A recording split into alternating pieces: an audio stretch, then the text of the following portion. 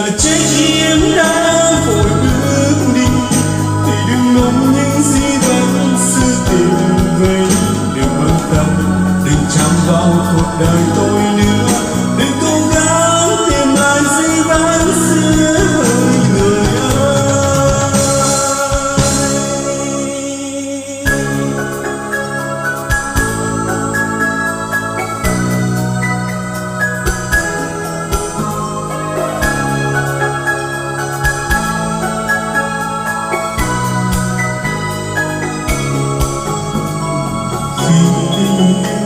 Vô tan như khói mây, cố tiếc nụ mây cũng xa nhau mà thôi.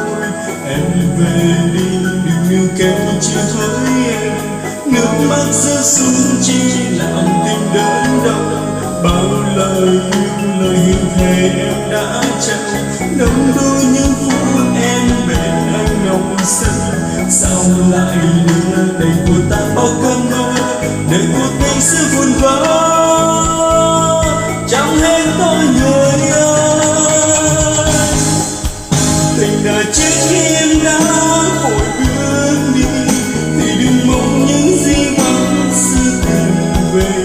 Đừng bận tâm, đừng chạm vào cuộc đời tôi nữa, đừng cố gắng tìm lại gì vẫn xưa.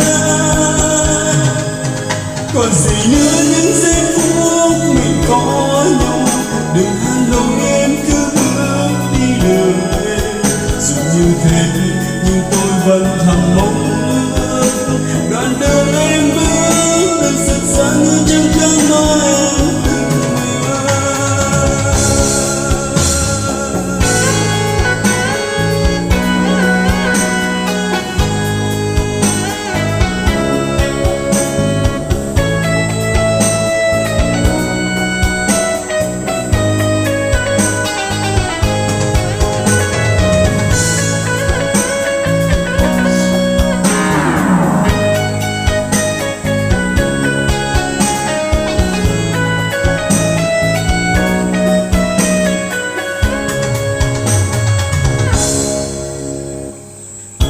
lời yêu, lời hiền thề em đã trao, đắm đuối những phút em bên anh nồng xanh. Sao lại lừa đầy vội tan bao cơn mơ, đời cuộc tình sẽ vun vỡ.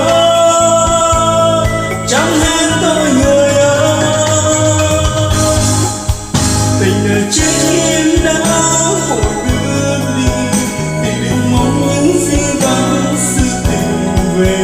Đừng bận tâm, đừng chạm vào cuộc đời tôi nữa, đừng cố gắng tìm lại gì vẫn xưa.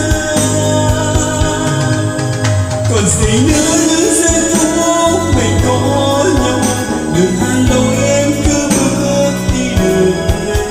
Dù như thế nhưng tôi vẫn thầm mong ước đoạn đường em bước được rực rỡ như trong cơn mơ em từng mơ.